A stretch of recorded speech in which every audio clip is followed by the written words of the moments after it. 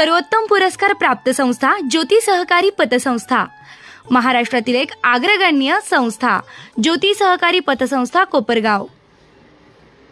ऐन वटपौर्णिमेच्या दिवशी दुकानात थंड पेय खरेदीच्या बहाण्यानं आलेल्या भामट्यानं महिला दुकानदाराच्या गळ्यातील सोन्याचे 1.5 तोळे वजनाचे मिनी मंगळसूत्र गळा दाबून बळजबरीनं हिसकावून नेण्याची धक्कादायक घटना कोपरगाव तालुक्यातील यसगाव शिवारात घडली आहे। सदर घटना सीसीटीव्ही कॅमेऱ्यात कैद झाली असून या घटनेमुळे महिला वर्गात भीतीचं वातावरण पसरलं आहे। सदरचे सदस्य वृत्त असे की ज्योती रवींद्र चिंचोले वय 40 वर्ष यांचे कोपरगाव तालुक्यातील यसगाव शिवारात नगर मनमाड हायवेलगत ब्राह्मणगावकडे जाणाऱ्या रस्त्याजवळ जगदंबा किराणा स्टोअर्स या नावाचे दुकान असून सदर दुकानात वटपौर्णिमेच्या दिवशी दुपारी 3 वाजेच्या सुमारास ज्योती चिंचोले या दुकानात असताना 2 इसम हे त्यांच्या जगदंबा किराणा स्टोअर्स जवळ विना क्रमांकाच्या पल्सर मोटरसायकलवरून आले होते। त्यापैकी एक इसम हा त्यांच्या दुकानामध्ये थंड पेय खरेदीच्या बहाण्यानं आला होता।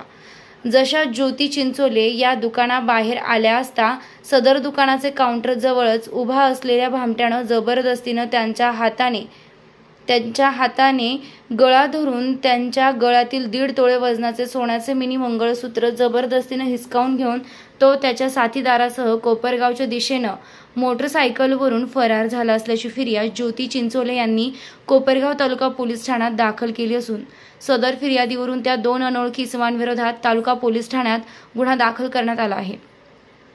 सदर चोरट्यांचा शोध सीसीटीव्ही कॅमेऱ्याच्या आधारे पोलीस निरीक्षक संदीप कोळी यांच्या मार्गदर्शनाखाली तालुका पोलीस करत आहेत। ज्योती रवींद्र चिंचोले काल दुपारी 3 वाजता नगर मनमाड हायवे लगत आमचं दुकान आहे ब्राह्मणगाव रोडला जगदंबा किराणा स्टोअर म्हणून। तर दुपारी 3 वाजता एक अज्ञात इसम आला आणि आल्यानंतर त्याने माझ्याकडे कोल्ड्रिंक्स मागितलं। मग कोल्ड्रिंक्स दिलं त्याला 50 रुपयाचे दिल्यानंतर मी उरलेले पैसे पण परत दिले। त्यानंतर मी ज्यावेळेस काउंटरच्या बाहेर येण्यासाठी निघाले त्यावेळेस त्याने माझा गळा दाबून माझ्या गळ्यातली जे मिनी मंगळसूत्र आहे 1.5 तोळ्याचं ते ओरबाडून घेतले आणि समोरच हायवेला एक मोटरसायकल लावलेली होती, त्यावरती अजून एक मुलगा बसलेला होता, त्याच्या तोंडाला रुमाल बांधलेला होता।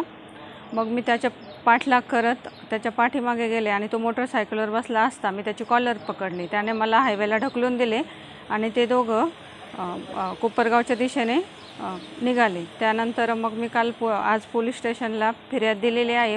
तसेच माझ्या दुकानामध्ये सीसीटीव्ही फुटेज पण आहे, तर पोलिसांना तपास करण्यासाठी मी सीसीटीव्ही फुटेज पण त्यांना दिलेत। त्या सीसीटीव्हीमुळे त्यांना जी पुढची माहिती आहे ते सोयीस्कर होईल।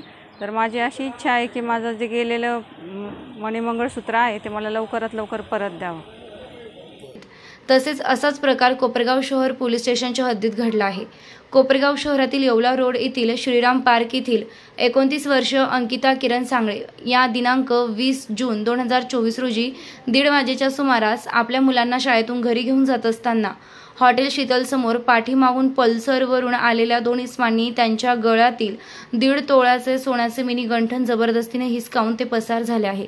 या प्रकरणी शहर पोलीस ठाण्यात गुन्हा दाखल करण्यात आला असून अधिकचा तपास पोलीस निरीक्षक प्रदीप देशमुख यांच्या मार्गदर्शनाखाली शहर पोलीस करत आहेत। निर्भीड कोपरगाव न्यूज, योगेश जोखे, कोपरगाव। आता डॉक्टर व इंजिनियर होण्याचे तुमचे स्वप्न साकार होणार आत्मा मालिक मध्ये, कारण आत्मा मालिक पॅटर्न मध्ये एका छताखाली मिळते आहे कोचिंग, निवास, ध्यान, भोजन, अभ्यासिका, अद्ययावत जिम, स्विमिंग पूल व खेळासाठी भव्य क्रीडांगणे। नीट, IIT, GMS and advanced MHT, CET या सर्व परीक्षांची तयारी करून घेणारे सर्वोत्कृष्ट संकुल। इयत्ता 11वी व 12वी साठी स्टेट बोर्ड आणि CBSE बोर्ड, उत्कृष्ट निकालांची परंपरा।